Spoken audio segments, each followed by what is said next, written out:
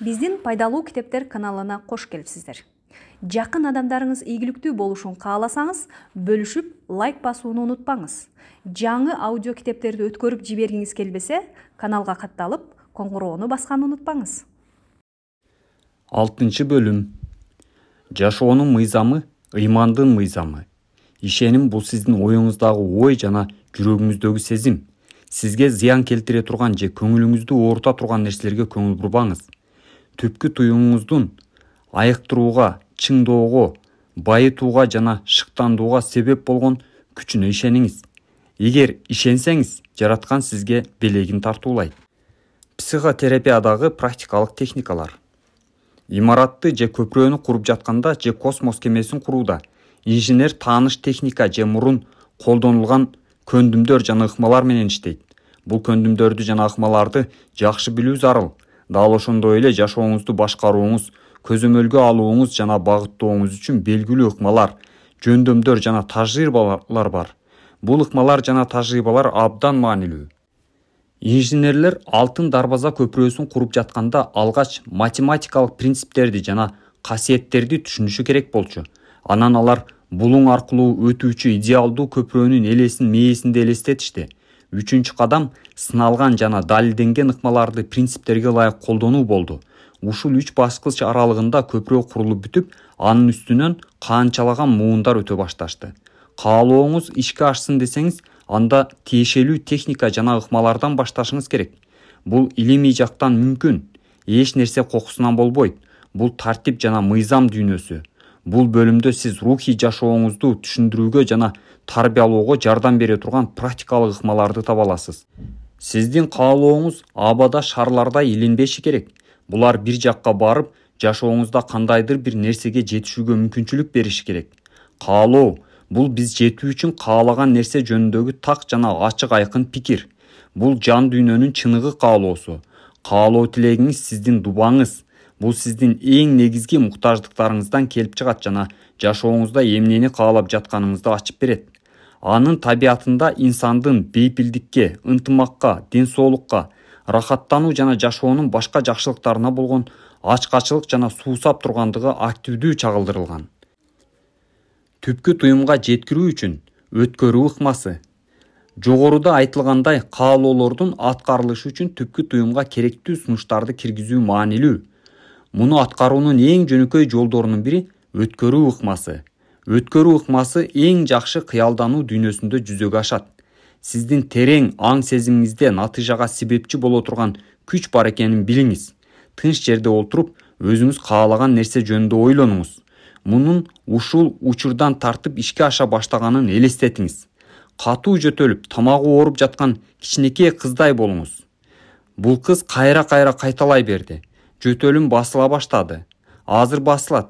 Чынында эле анын жөтөлү 1 сааттын ичинде басылып калды. Бул ыкманы жөнөкөйлүк жана тазалык менен колдонуңуз. Түпкү туюмуңуз каалоолоруңузду калыпка салат. Эгер сиз өзүңүзгө жана үй бүлөңүзгө жаңы үй куруп жаткан болсоңуз, бул үйдүн долбоорун түзүүгө көп катышмаксыз. Сиз куруучулардын бул долбоорду эң кылдат бөлүктөрүнө чейин ишенимдүү түзүп чыкканына ынангыңыз келет. Алар колдонгон материалдарга көзүңүз жетет. Эң жакшы цементти, изоляцияны, электр зымдарын, чатырды жабууну жана башканы колдонуңуз. Анткени үйүңүздүн келечеги курулуш учурунда колдонулган материалдардын сапатынан көз каранды экенин билесиз. Ушундай эле сезимталдык, акыл-эс үйүңүзгө жана бактылуулук, береке үчүн психикалык долбооруңузга дагы көрсөтүүңүз акылга сыярлык иш болбойбу? Сиздин тажрыйбаңызга жана жашооңузга кирип калган нерселердин баары өзүңүздүн психикалык үйүңүздү курууда колдонгон психикалык курулуш материалынын табиятына жараша болот. Эгер долбооруңуз коркуу, кайгы, тынчсыздануу жана жокчулук психикалык үлгүлөрү менен толтурулган болсо жана сиз үмүтсүз, шекшиме жана изгиликтен алыс неме болсоңуз, акылыңызда курган психикалык материалдардын сапаты көбүрөөк кайгыга, кыйынчылыкка, чыңалууга, тынчсызданууга жана ар кандай чектөөлөргө жол ачат.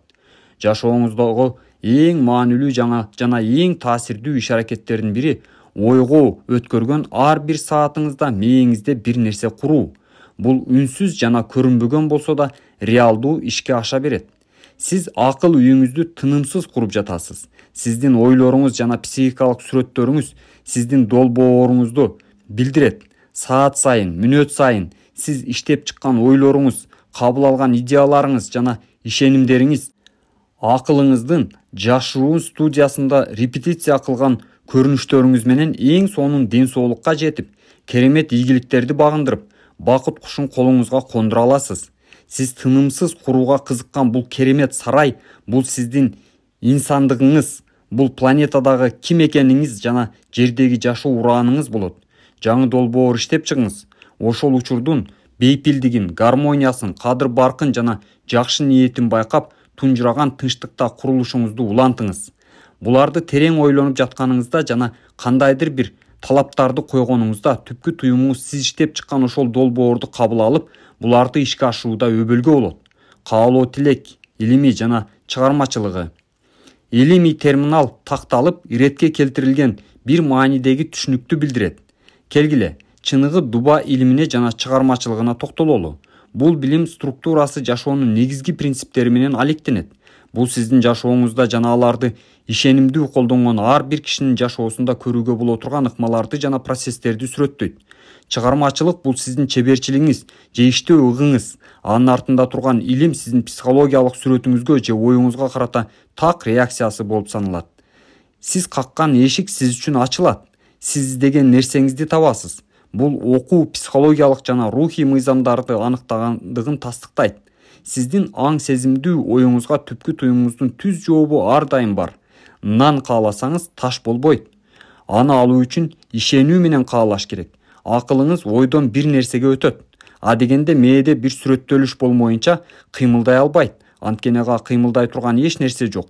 Сиздин психологиялык ишиңиз, дубаңыз түпкү туюмуңуздун күчү менен ойнобой жана аны өндүрбөй туруп, оболу акыл эсте ишарат катары кабыл алынышы керек. Сиз акылыңызда кабыл алуу, чектине, абсолюттук жана талашсыз макулдашуу абалына келишиңиз шарт. Бул долбоорго каалооңузду ишке ашыруу мүмкүнчүлүгүн сезгендеги ырахат жана бейпилдик которулушу керек.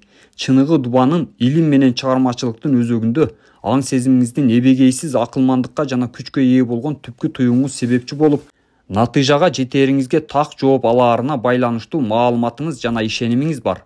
Бул жол-жобону аткаруу менен сиз өз каалооңуздун ишке ашаарын көрө аласыз. Капалануу сиздин ишке ашпай калган каалоолоруңузга байланыштуу.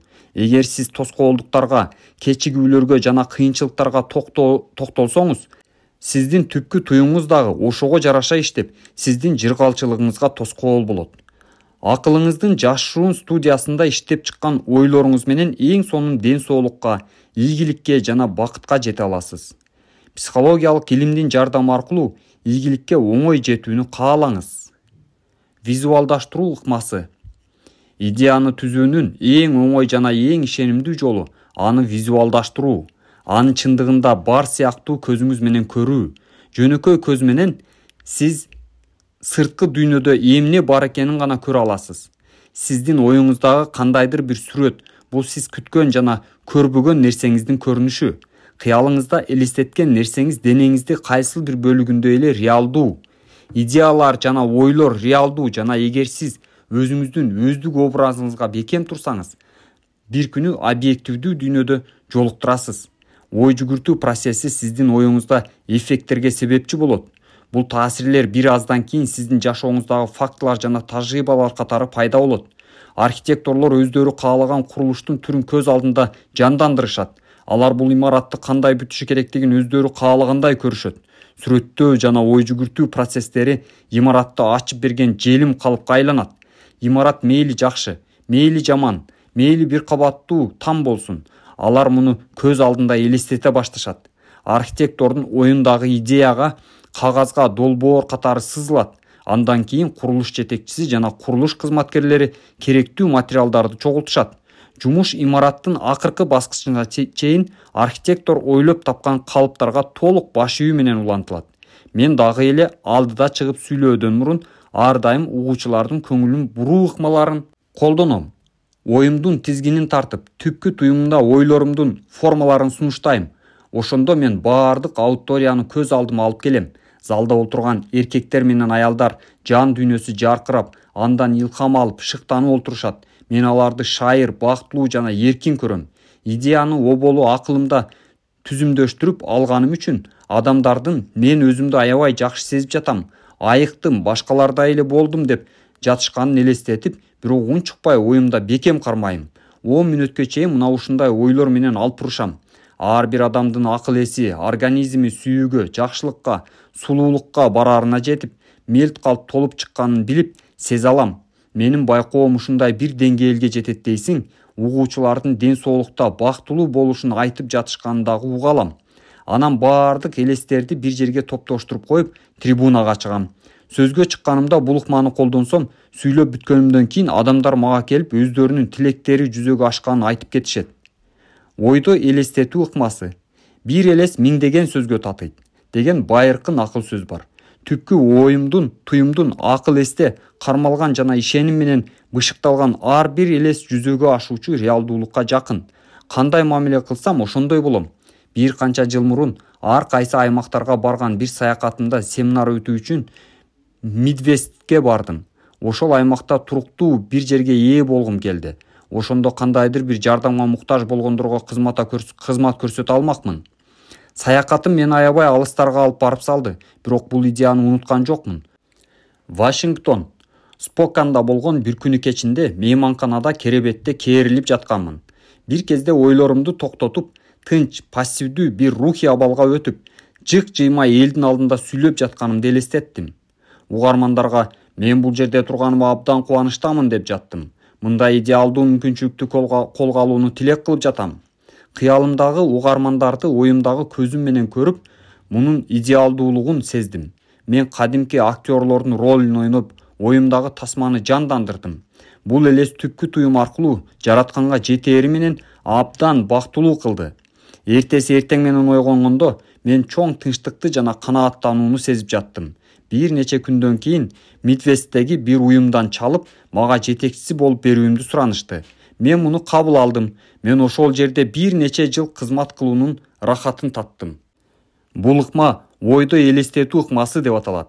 Китептеримди окуп, семинарларымды уккан көптөгөн кишилерден мен мындай ыкмамды колдонуп, кандай сонун натыйжаларга жетишкенин билдирген каттарды алдым. Ойдо элестетүү ыкмасынын ишке жараган жактарынын бири бул сатуу. Эгерде сиздин сатайын деген үйүңүз же мүлкүңүз болсо, оболу мен сизге өзүңүздүн баанын туура же эки тарапка тең адилеттүү коюлгандыгын ишендириңиз деп сунуштамакмын. Ошондон кийин гана ойду тынчтандырып, өзүңүздү бош коюңуз. Бардык психологиялык ишмердиктерди минималдаштырган уйкуга киришиңиз. Андан соң өзүңүздүн ваучериңизди өз колуңуз менен учурашып кубаныңыз. Бул үчүн рахмат айтыңыз. Оюңуздагы кыялданган тасманын мүнөздөп сезип уйкуга кетиңиз. Буга объективдүү чындык катары мамиле кылышыңыз керек. Ушундай кылсаңыз, түпкү туюмуңуз аркылуу жаратканга жетер. Андан кийин чексиз кудуреттүү зат сиздин мүлккө ээ болгусу келген, аны чындап жактырган кардарга алып барат деп ишениңиз. Акыл эстин терең агымдары аркылуу сатып алуучу менен сатуучу жолугушат. Ойдо бекем кармалган, ишеним менен бышыкталган кыял реалдуу жашоодо жүзөгө ашуусу мүмкүн. Баудион ыкмасы. Чарльз Баудион Францияда Руссо институтунда профессор болчу. Абдан мыкты психотерапевт болгон. Жаңы Нэнси дарылоо мектебинин дагы жетекчиси эле. Баудойн түпкү туюмга таасир этүүнүн эң жакшы жолу бардык аракеттер минималдуу болгон уйкуда же уйкусураган абалга өтүү экендигин, ошондо гана ойду тынч, жай, ачык айкын түрдө түпкү туюмга жеткирүүгө болоорун аныктаган. Баудойн айткандай, муну так жүзөгө ашуунун, түпкү туюмга өткөрүп берүүнүн жөнөкөй жолун сунуштун максаты болгон идеяны бышыктоо. Муну акыл эсте оңой сакталуусу үчүн кыскача кортундулап сөзгө айлантуу жаңылмаштай улам кайталоо. Бир нече жыл мурун Лос-Анджелестеги жаш жесир аял узакка созулган үй бүлөлүк чыр-чатакка дуушар болду. Маркум күйөөсү бүт мал мүлкүн таштап кеткен болчу. Бирок ал кишинин мурунку аялынан балдары аны жазып калтырган керезин жокко чыгаруу үчүн сотко кайрылыштыр. Бул аялынын элдешүү сунуштарын дагы четке кагышыптыр.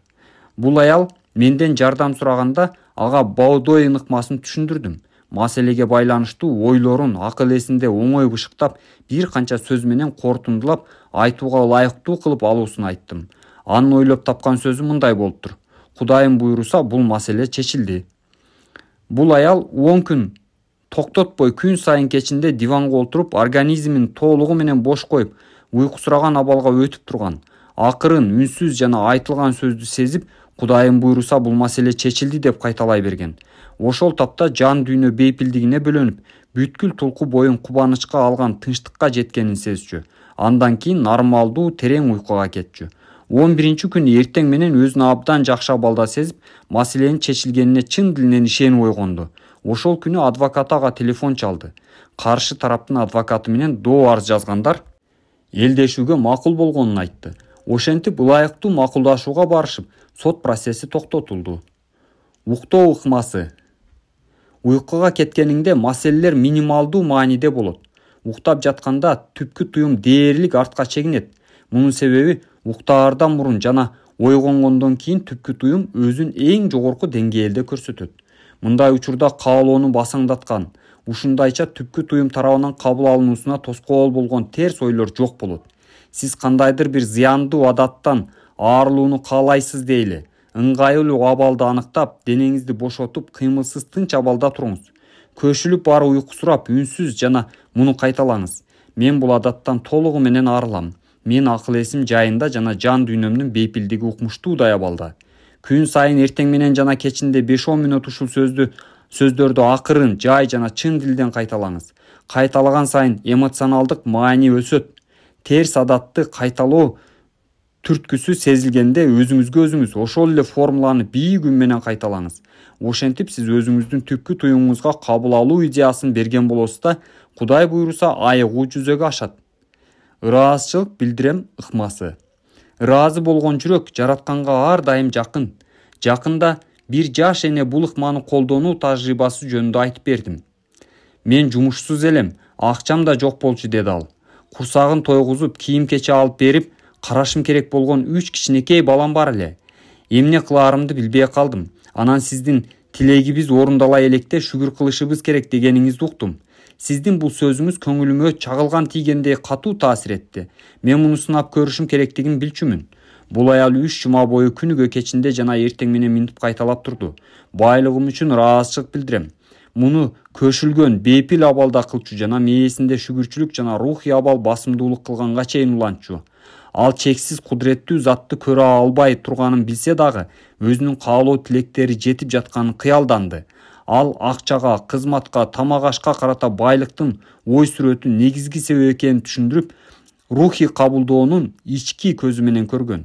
Ой сезим анын байлыгынын өзөгү болгон. Эч кандай алдын алган эмес, эч кандай тоскоолдуксуз иштеген.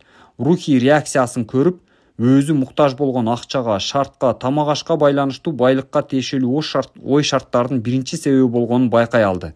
Ой сезими байгерликке мурунку шарттардын эч кайсынысы тоскоолдук кылбаганын билдирип турчу. Ыраазымын деп кайра-кайра кайталаганда, анын акыл эси жана жүрөгү кабыл алуу чекитине карай көтөрүлүп баратты. Жокчулук, жакырчылык, кыйынчылык деген ойлор башына келгенде да кайра ыраазымын дейт. Ал муну зарыл болгондо жасап жатты. Ал шүгүр кылса, акылын байлык идеясына шарттай турганын билген. Акыры ошондой эле болду. Эненин бул тилегинин жыйынтыгы кызыктуу болду. Анын баштагандан көп өтпөй эле 5 жылдан бери көрбөгөн мурунку жетекчисин жолдон кездештирди. Жетекчиси ага жакшы маянасы бар кызматты сунуштады. Ал тургай аванс да берди. Ыраазымын деген сөздүн кереметтүү күчүн эч качан унутпайм, деди мага аял. Бул мага керемет көрүнүштү тартуулады. Бышыктоо ыкмасы. Бышыктоонун эффектүүдүүлүгү көбүнесе тилек кылганда куру кайталоолорду колдонбо деген сөздүн артында жаткан кандай чындыкты жана маанини түшүнгөнүңүз менен аныкталат. Билдирүүнүн күчү таасын жана белгилүү позитивдүү чындыктарды акылдуу колдонууда турат. Бир окуучунун 3-кө 3-тү кошуп, тактага 6 санын жазганын элестеткиле. Мугалим математикалык тактык менен 3-кө 3-тү кошкондо 6 болоорун айтат. Бала болсо сандардын орундарын ошого жараша алмаштырат. Мугалимдин айткан сөзү 3-кө 3-тү кошкондо 6 кылган жок. Бул бала тактадагы сандарды кайра иретке келтиришине себеп болгон математикалык чындык. Ооруп калуу да, дени сак болуу да демейки абал жана чындык. Бирок биз дени сак болууну кыялданып, дени сак болууну тилешибиз керек. Бул тилегибизге негизделген ишенимди жана түшүнүктү бекем карманып, түпкү туюңуңуздун терс калыптарын кайрадан иретке келтирген болосуз. Позитивдүү сөздөрдүн колдонуунун натыйжасы сырткы көрүнүшүнө карабастан жашоонун принциптерин сактоого көз каранды. Бир аз ойлонуп көрүңүз. Математиканын принциби бар, бирок катанын принциби жок. Чындыктын принциби бар, бирок калптын принциби жок. Акылдын принциби бар, бирок наадандыктын принциби жок. Гармониянын принциби бар, бирок конфликттин принциби жок. Ден соолуктун принциби бар, оорунун принциби жок. Ички дүйнөңүздө молчулуктун принциби бар. Ички дүйнөңүздө жакырчылыктын принциби жок. Эжем Англиядагы ооруканалардын биринде өтүн алдыра турган күндөрүндө мен бул позитивдүү билдирүү ыкмасын колдондум. Анализдердин жана рентгендин жыйынтыгында оору аныкталган. Агам айыгып кетишин тилеп Кудайга сыйынып жүрдү. Мен андан бир нече чакырым алыс болчумун, бирок алыстык мени тынчсыздандырган жок. Дубада убакыт жана мейкиндик жок. Кудай Тааланы убакыт жана мейкиндик менен чектегенге болбойт. Күнүнө бир нече жолу тынч, өзүм ишенген абалда мындай деп турдум. Бул менин эжем Кетринге тилегим. Ал азыр жай баракат, бейпилдикте, тең салмактуу жана тынч абалда. Шыпа берүүчү зат азыр организмдеги ар бир клетканы, нервти, тканды, булчуңдарды, сөөктөрдү өз ара эң сонун гармониясына жараша айыктырып, жакшы жагына өзгөртүп жатат. Бир тууганымы азыр дарыядай агып өткөн даарылык агымдар менен ага бекем ден соолук, бейпилдик жана тынчтык тартуулоодо. Баардык жамандыктар, балекеттер азыр анын ичинде агып жаткан чексиз сүйүү жана тынчтык деңизи менен жуулуп кетүүдө. 2 жумадан кийин бир тууганым дагы кароодон өттү. Рентген жыйынтыгы жакшы жыйынтыкты көрсөттү. Дарыгер аны жакшы болуп баратканын жана операция кийинкиге калтырылганын айтты. Абсолюттук ыкма, заманбап УЗИ терапия сыяктуу. Дүйнөдө көптөгөн адамдар дарылоонун бул түрүн колдонушат жана сонун натыйжаларды алышат. Абсолюттук ыкманы колдонгон киши кандай оорунун түрү экенин аныктай алат. Анан унчукпай сүкүт тартып, жараткандын сыпаттары жөнүндө ойлонот. Мисалы, жаратуучу кемчиликсиз, чексиз мээримдүү, чексиз илимдүү, чексиз кудуреттүү, чексиз даанышман. Буларды унчукпай ой жүгүрткөндө анын аң сезими жаңы рухий деңгээлге көтөрүлөт. Ал адамдын акылында жана денесинде өзүнө карама каршы келген нерселердин баарын жок кылган Кудайдын чексиз мээримин сезет. Мээриминен улам ооруларга жардам берерин билет. Дубанын абсолюттук ыкмасы УЗИ терапиясынын азыркы жетишкендиктери менен салыштырууга болот. Бул тууралуу жакында эле Лос-Анджелестеги белгилүү дарыгер мага түшүндүрдү. Бул дарыгер иштеп жатканда колдонгон аспаптар өтө жогорку жыштыктарда күчтүү үн толкундарына себеп болгон. Булар дененин ткандары бар бөлүкчөлөрүндө топтолгондо жабыркаган клеткалар УЗИге жооп берген. Кудай Тааланын өзгөчөлүктөрү жана сапаттары жөнүндө ой жүгүртүү менен аң сезимибизде көтөрүлгөн чекте гармонияга, ден соолукка жана тынчтыкка байланышкан рухий толкундарга себеп болобуз, өбөлгө түзөбүз. Бул толкундарга маани берген кишилер буларга реакция жасашат. Ушул ыкманын жардамы менен көптөгөн айыгуу тажрыйбалары бар. Буйрук ыкмасы. Күч кубат анын артындагы ишенимге же сезимге байланыштуу болот. Дүйнөнү айландырган күчтүн биз үчүн иш кылып жатканын жана бизди коштоп колдогонун байкай алсак, ишенимибиз, коопсуздугубуз барган сайын арта берет. Күчкө күч кошууга аракет кылбайсыңар. Эгер эч бир психологиялык зордоо, кыйноо, басмырлоо, күрөшүү болбошу керек. Жаш аял дайыма тынчын алган, жолугалы деп кыйнаган бир кишиге карата буйрук ыкмасын колдонуп көргөн. Ал кишиден такыр кутула албай жүргөн. Акырында иштеп жаткан жумушуна дагы келип алып олтуруп алганын көрүп, тезирээк бир нерсе кылуу керектигин түшүнөт. Бир күндө бир канча жолу унчукпай олтуруп алып, минтип кайталай берет. Жыпыны Кудайга тапшырдым. Ал дайыма болушу керек болгон жерде. Мен эркинмин. Ал дагы эркин. Азыр айткан сөздөрүм чексиз кудуретке жетүүсүн каалайм. Бул аял тиги кишинин келбей калганын айтат. Ошол күндөн бери аны көрө элек экен. Кудум жер жарылып ага түшүп кеткенсип дейт. Эске аларлык баалуу пикирлер. Биринчи, психологиянын инженери болуңузда жакшыраак жана кооз жашоону куруу үчүн эксперимент кылган ыкмаларды колдонуңуз. Экинчи, сиздин тилегиңиз бул сиздин дубаңыз.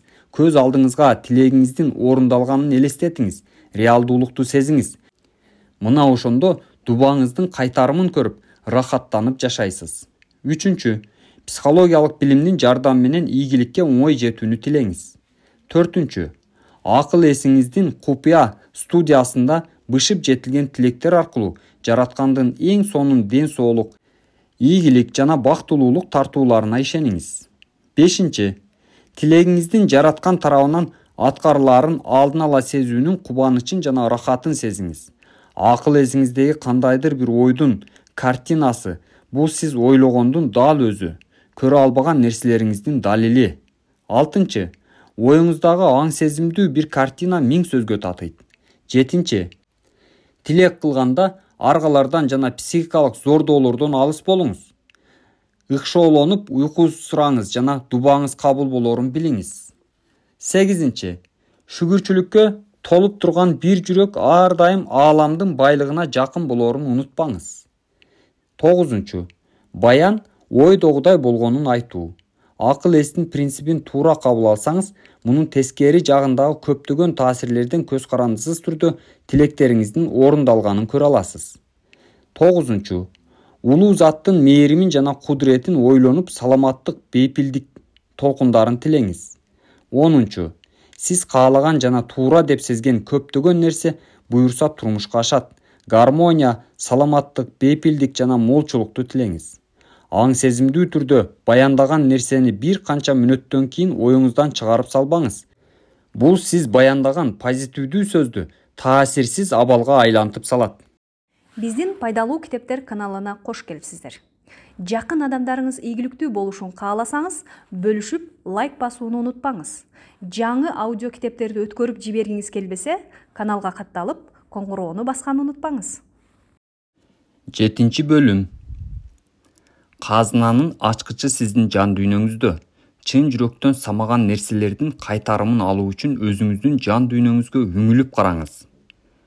Түпкү туюм башаты жашоодо. Психологиялык жашоонун 90%-нан көбү түпкү туюмга тиешелүү. Эгер мындай керемет күчтү колдонбосоңуз, өзүңүздү өтө тар алкакка чектеп коесуз. Түпкү туюмдагы процесстер дайыма жашоого багытталган. Түпкү туюмуңуз организмиңиздин баардык функцияларынын аткарылышын көзөмөлдөйт. Күн сайын 24 саат иштейт, эс албайт, эч уктабайт. Ар дайым сизге жардам берүүгө жана сизди жамандыктардан сактанууга көмөкчү болгонго аракет кылат. Түпкү туюмуңуз ар дайым чексиз кудуреттүү жараткан менен байланышта. Ички түрткүлөр, ойлор ар дайым жашоого багытталган. Дагы да жакшы жана кооз жашоо үчүн баардык чоң максаттар, мүдөөлөр, эргүүлөр түпкү туюмдан чыгат. Эң терең ишенимдериңиз бул логикалык жактан так түшүнө албаган нерселериңиз. Себеби булардын булагы аң сезимиңиз эмес, жүрөгүңүз. Түпкү туюмуңуз сиз менен түрткүлөр, туюмдар, толкундануулар, пикирлер аркылуу сүйлөшөт.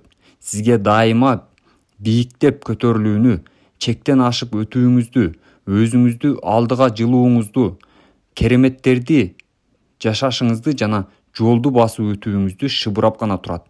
Башка бирөөлөрдүн жашоосун сактап калуу тилеги жүрөктүн тереңинен келет.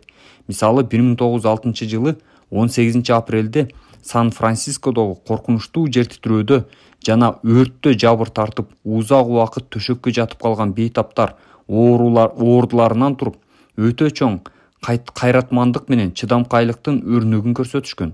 Алардын жан дүйнөсүндө башка адамдардын өмүрүн сактап калуу мүдөөсү жана каалоосу өтө күчтүү эле. Көрүнүктүү сүрөтчүлөр, музыканттар, акындар, чечендер, жазуучулар түпкү туюм аркылуу дем күч, илхам алышат. Роберт Луис Стефсон уктаардан мурун өзүнүн түпкү туюм аркылуу Кудайдан өзү ойлогонго чейин өлөң жазууну тилечү. Банк эсебинен акчасы азая баштаганда түпкү туюм аркылуу эң сонун, эң жакшы сатылып толкундата турган икеа берүүсүн суранчу. Стивенсон акыл эстин тереңинен ага өлөңдү бөлүк-бөлүк абада кадимки сериалдай сунулганын айткан. Бул түпкү туюмуңуз аркылуу Кудайдын жардамы жетээринин көрсөткүчү. Дене акыл эстин иштеп жатканын кандайча чагылдырат? Аң сезимиңиз менен түпкү туюмуңуздун өз ара таасирлениши, бири-бирине байланышы бар нерв системаларынын ортосундагы дал ошого окшош таасирленишүү талап кылат. Борбордук нерв жана муун омуртка системасы аң сезимдин органы болуп саналат. Вегетативдик нерв системасы түпкү туюмдун органы. Борбордук нерв системасы бул сиздин физикалык сезимдер аркылуу аң сезимдүү элестерди кабыл ала турган жана денеңиздин кыймылын ыктыярдуу түрдө башкара турган канал. Бул системанын башкаруу борбору мээнин кыртышында. Вегетатив нерв системасы деп аталган эркин нерв системасынын активдүүлүк борборлору мээнин башка бөлүктөрүндө, анын ичинде мээчеде, мээ сабагында жана амигдалда кездешет. Бул органдардын дененин маанилүү системалары менен байланыштары бар жана аң сезими жок болгон учурда да алар функцияларын улантат. Эки система өзүнчө же бир убакта иштей алат. Мисалы, коркунуч жөнүндө кабар мээнин борборуна жеткенде, кабарлар аң сезимдүү кортекске да, аң сезимсиз амигдалага да жөнөтүлөт. Коркунучтун аң сезимдүү түрдө таанып баалаганга чейин адамдын коргонуу жөндөмдүүлүгү коркунучка жооп бере башташы мүмкүн. Психикалык жана физикалык өз ара аракеттенүүнү изилдөөнүн жөнөкөй жолу бул сиздин аң сезимиңиз борбордук нерв системаңыздагы электрдик импульстардын туташкан сериясына параллель идеяны кабыл алып жатканын түшүнүү. Бул сиздин эрксиз нерв системаңызда ушундай толкундун пайда болушуна себеп болот. Ошентип, идея сиздин түпкү туюмуңузга берилет. Ойлор ушундайча пайда болот. Аң сезим тарабынан туура кабыл алынган ар бир ой сиздин түпкү туюмуңузду колдогон мээнин башка органдарына жөнөтүлөт. Акыл дененин өнүгүшүнө жооптуу. Клетка системасын, көздү, кулакты, боорду, табарсыкты жана башка органдардын түзүлүшүн изилдегенде, алардын чогуу иштеши камсыз кылган толук интеллекти түзгөн клеткалардын топторунан турганын көрөсүз. Аң сезимдин буларга таасири бар. Бир клеткалуу организмдерди кылдат изилдегениңизде комплекстүү денеңизде эмне болуп жатканын түшүнө аласыз. Бир клеткалуу организмдердин органдары жок болсо да, бул кыймыл тамактануу, тамак сиңирүү жана бөлүп чыгаруу сыяктуу маанилүү функцияларды аткарган инстинкттин таасири жана реакциясы жөнүндө түшүнүк берет. Көптөгөн адамдар денени бош таштап койсоң, анын өнүгүшүнө жооптуу бир интеллект бар экенин белгилешет. Бул туурадай көрүнүүдө. Бул жердеги кыйынчылык аң сезимдин тышкы көрүнүштөргө таянган сезүү далилдери менен дайыма күрөшүп турганында. Булар жалган ишенимдерди, коркууларды жана керексиз идеяларды пайда кылышы мүмкүн. Коркунучтар, жалган ишенимдер жана терс көрүнүштөр психологиялык жана эмоционалдык кондициялоо аркылуу түпкү туюмга катталып калганда, сиздин түпкү туюмуңуз ошого жараша реакция берет. Түпкү туюм баарынын жакшылыгы үчүн иштейт. Ичиңиздеги субъективдүү мендик ар бир нерсенин артында бир гармония принцибин чагылдырып, дайыма жакшылык үчүн иштейт. Түпкү туюңуздун каалоо, тилөө жана дуба кылуу эрки бар. Кааласак да, каалабасак да, ал күнү-түн иштейт. Ал денеңизди коргоо үчүн иштейт. Бирок сиз анын иштешин көрө албайсыз, уга албайсыз жана сезе албайсыз. Бул купуя процесс. Түпкү туюм дайымга гармонияга, ден соолукка жана тынчтыкка үндөйт. Ар бир доордун улуу адамдарынын эң чоң сыры түпкү туюмдун каалоо күчү менен байланышка өтүп, муну көрсөтө алгандыгында болчу. Сиз дагы муну колдоно аласыз. Психикалык инженер болуңуз жана дагы да жакшы, дагы да сонун жашоону куруу үчүн эксперименттен өткөн ыкмаларды колдонуңуз. Адамдар негизги гармониянын принцибине кантип кийлигише алышат? Туура жана илимий түрдө ойлонуу үчүн туура нерсени билишибиз керек. Илгеркилер айткандай, силер эмнени туура экенин билишиңер керек. Ошондо туура жол силердин эркиндикке алып чыгат. Эмнени туура экенин билүү жаратылымыштын баары менен байланышта жана гармонияда болууңуз. Билимсиздиктен же түзүлүштөн улам гармониядан четтеген ар кандай ой же иш-аракет чыр-чатакка же кандайдыр бир чектөөгө алып келет. Илимпоздор ар 11 ай сайын адамдын денеси жаңыланарын айтышат. Демек, физиологиялык жактан караганда адамдын 11 айлык десе болот. Коркуу, ачуулануу, көрө албастык, кара ниет ойлор менен денеңизге кемчиликтерди кошсоңуз, анда өзүңүздөн башка эч кимди күнөөлөй албайсыз. Сиз өзүңүздүн ойлоруңуздун жыйынтыгысыз. Терс ойлорду жана ишараттарды кабыл алуудан сактансаңыз болот. Караңгылыктан кутулуунун жолу жарыктыкта, сууктан арылуунун жолу жылуулукта, жаман ойлорду жеңүүнүн жолу анын ордуна жакшы ойлорду коюу. Жакшыны айтсаңыз, жамандыктан жок болот. Пот доорусун дарылоо.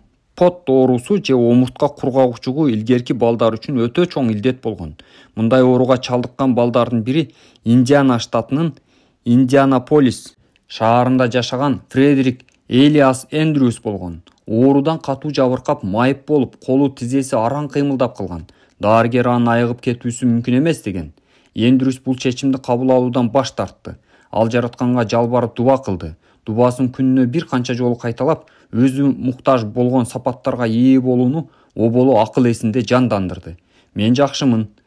Мен өксүгүм жок. Мен күчтүүмүн. Мен сүйүүгө толуп турам. Мен бир бүтүндүктөмүн. Мен бактылуумун.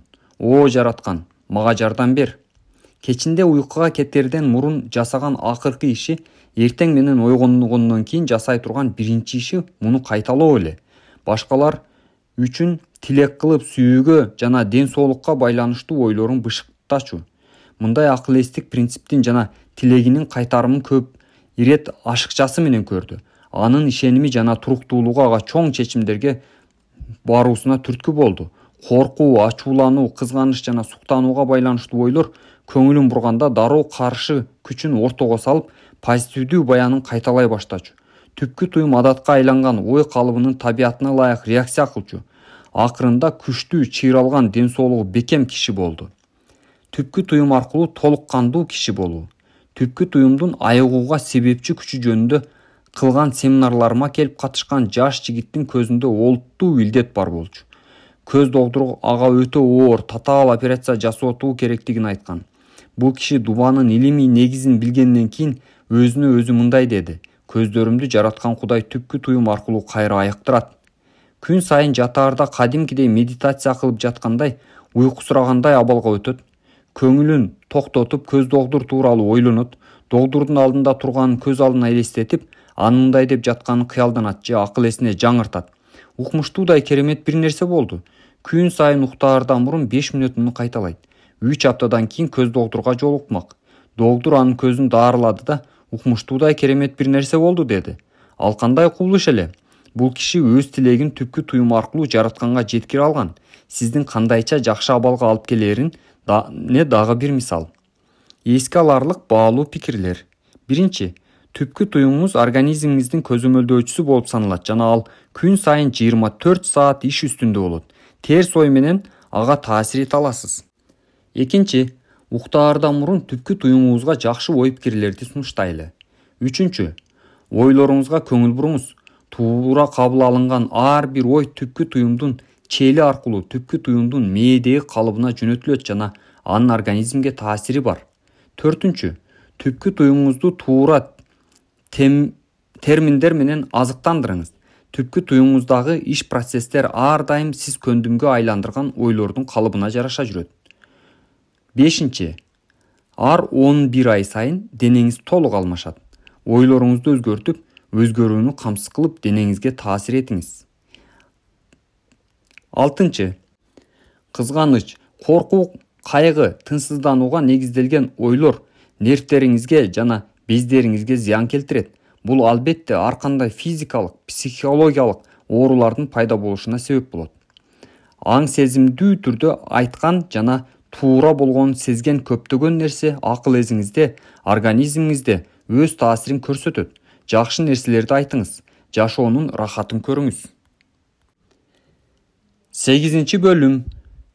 Таасир бул сиздин оюңуз, каалооңуз, тилегиңиз, дубаңыз. Реакция болсо буларга жараткан тарабынан берилген жооп. Каалаган натыйжаларга жетүүнүн жолдору. Бардык каалоо тилектер орундалат деген эреже жок. Муну баары билет. Шек күмөнгө алданган адамдар муну дубалар кабыл болбогонуна, ишке жарабаганына бир далил катары чемелешет.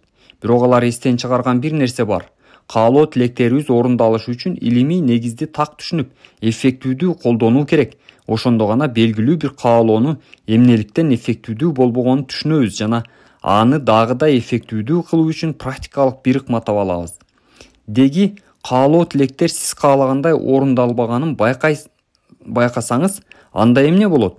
Мындай учурда мунун негизги себептерин түшүнүү керек. Бул себептер ишенбегендик жана ашыкча энергия болушу мүмкүн. Көп кишилер түпкү туюмдун кандай иштей турганын толук түшүнө алышпайт. Каалоо тилектеринин орундалышына өздөрү тоскоол болушат. Акыл эсиңиздин кандай иштегенин билгениңизде өтө чоң ишенимге ээ болосуз. Түпкү туюңуз качан гана пикирди кабыл алса, дароо муну каалоо тилекке айландырат. Бул үчүн ал баардык маанилүү булактарды колдонот. Акыл эстин тереңиндеги баардык психологиялык мыйзамдарды кыймылга келтирет. Бул мыйзам жакшы пикирлер үчүн өтүмдүү, бирок жаман пикирлер үчүн да иштей берет. Натыйжада, эгер түпкү туюңузду негативдүү түрдө колдонсоңуз, бул кыйынчылыкка, ийгиликсиздикке, башаламандыкка себеп болот. Туура багытта колдонсоңуз, жол көрсөтөт, эркиндикке алып чыгат, психологиялык бейпилдикти алып келет. Кээде дубаңызга сиз күткөндөй жооп келбейт. Себеби ал каалаган нерсеңиз сиз үчүн жакшы эмес болушу мүмкүн. Ошондуктан чексиз илимдин ээси жараткан мээриминен улам сизге жакшы эмес болгон нерсени сизге тартуулабайт. Сиз билиңиз, жараткан тартуулаган нерсе сиз үчүн эң жакшысы. Натыйжага жетүү маселесинде сиздин маселеңиз төмөнгүдөй сөздөргө байланыштуу болушу мүмкүн. Баардык иштер жаман болуп баратат. Экинчи, эч качан жооп ала албайм. Үчүнчү, мындан чыгуунун жолун көрө албай жатам. Төртүнчү, туңгуюкка кептелдим. Бешинчи, эмне кылаарымды билбей калдым. Алтынчы, чаржайыт абалдамын.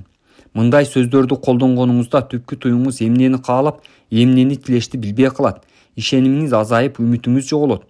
Бир таксиге түшүп алып, шопурга ар кайсы багытта айта бердиңиз дейли. Айдоочунун башы айланып калат го мындай учурда. Керек болсо башымды оорутпай түш нуадан деп сизди эч каякка алып барбай коюшу да мүмкүн. Сиздин айтканыңызга макул болсо дагы, бирок аткара албашы мүмкүн.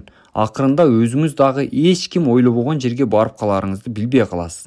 Чексиз кудуреттүү жараткандан суранып жатканда, оюңузда так бир пикир болушу керек.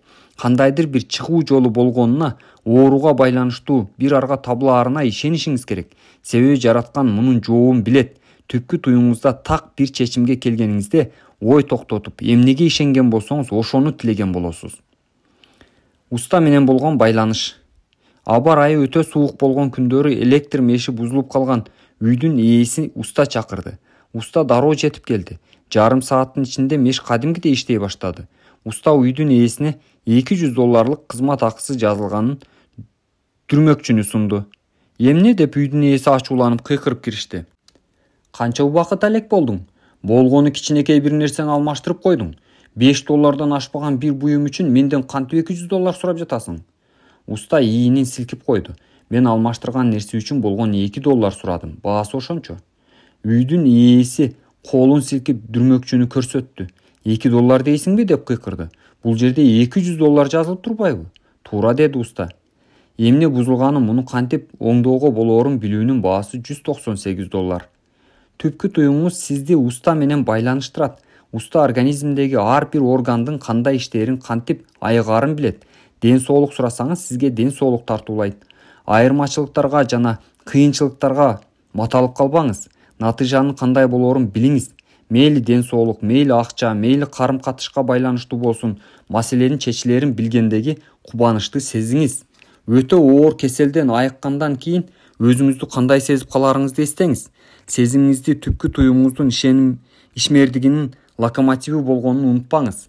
Жаңы ой пикириңиздин жыйынтыкталганын сезип, муну келечекте жүзөгө ашат дебей, ушул тапта жүзөгө ашып жатканын бир нерсе катары көрүшүңүз керек. Себеби жаратуучунун убакыт менен чектей албайбыз. Бир гана эрктин күчү эмес, кыялдануунун күчүн да колдонуңуз. Түпкү туюмдун күчтөрүн колдонуу кандайдыр бир тоскоолдукту жок кылууга окшобойт. Ар дайым көбүштөө менен эле жакшы натыйжага жетпейсиз.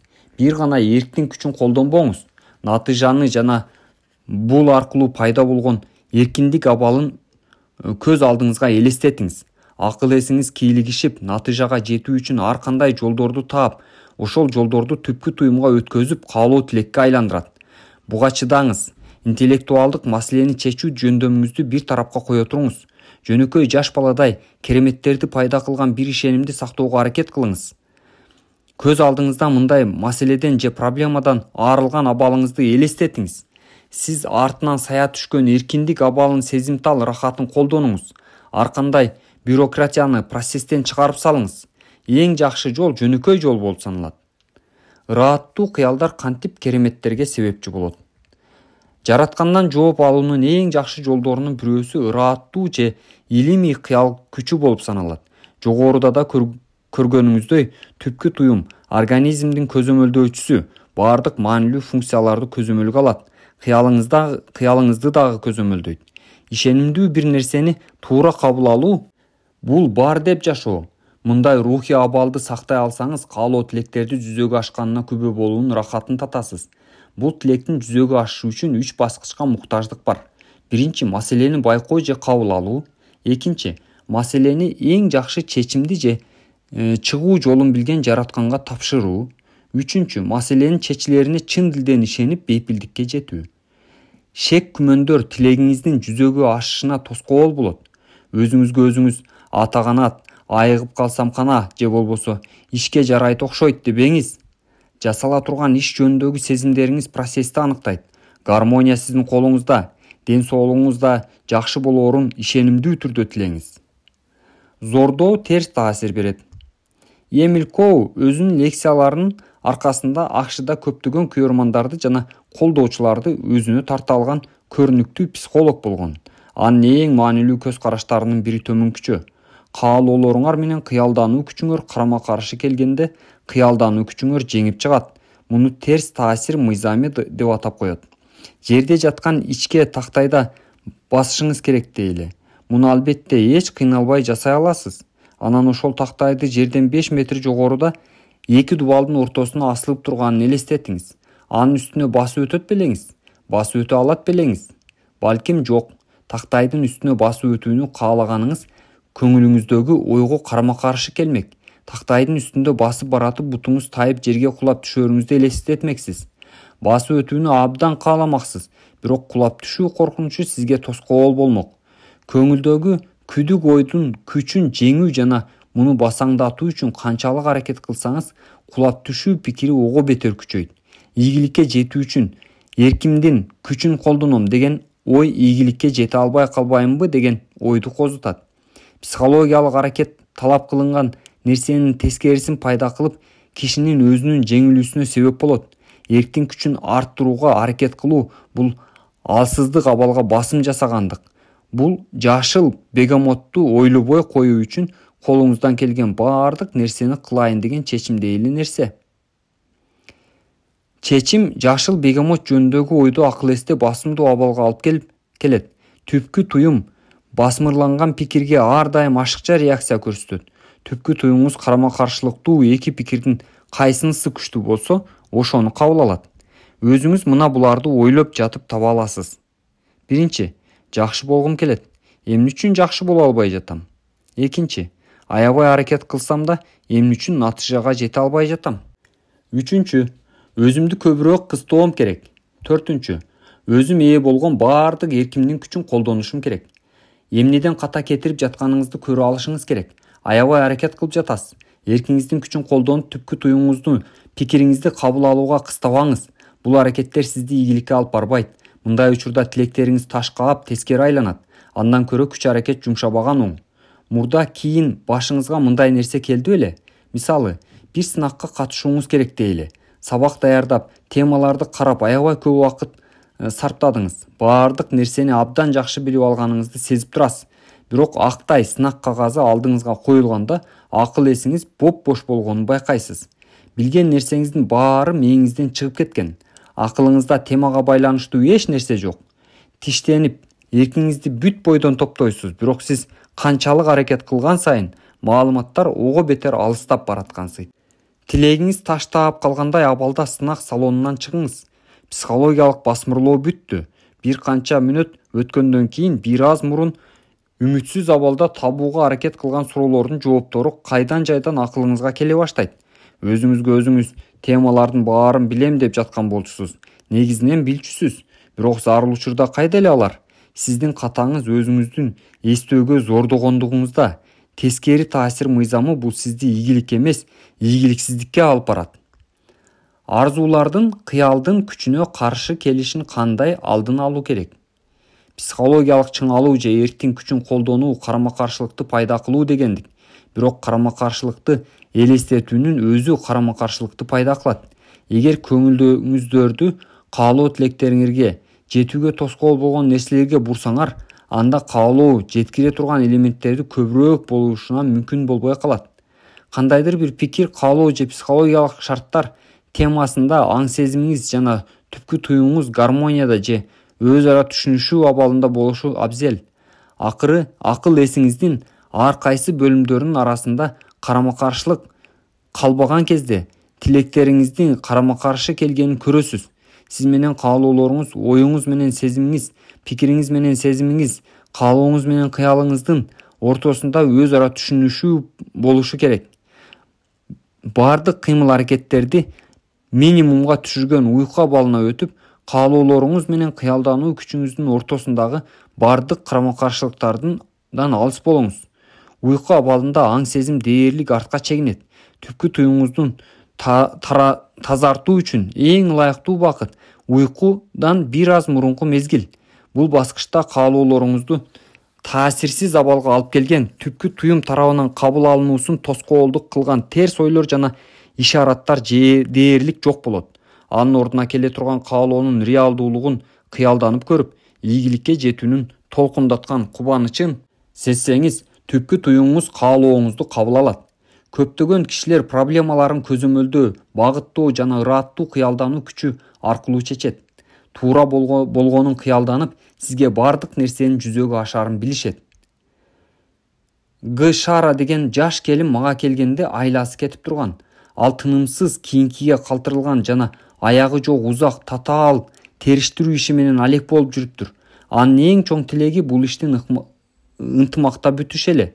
Бирок анын мээси ийгиликсиздиктин, жоготуулардын, банкроттун, жакырчылыктын белгилерине толуп калган. Натыйжада дал коонун алдына ала айткандай болду.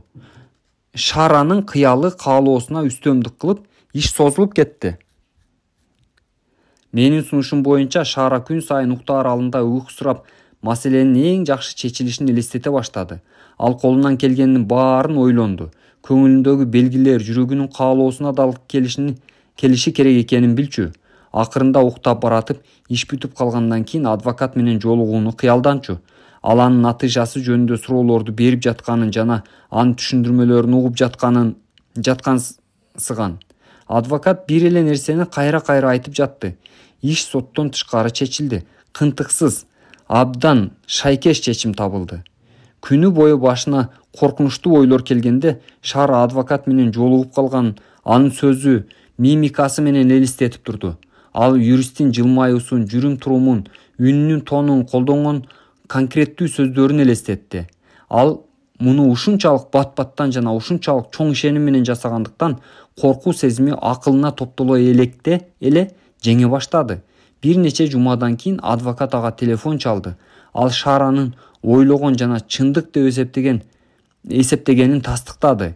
Иш жөнгө салынып, Шара туура деп кабыл ала турган чечим табылды.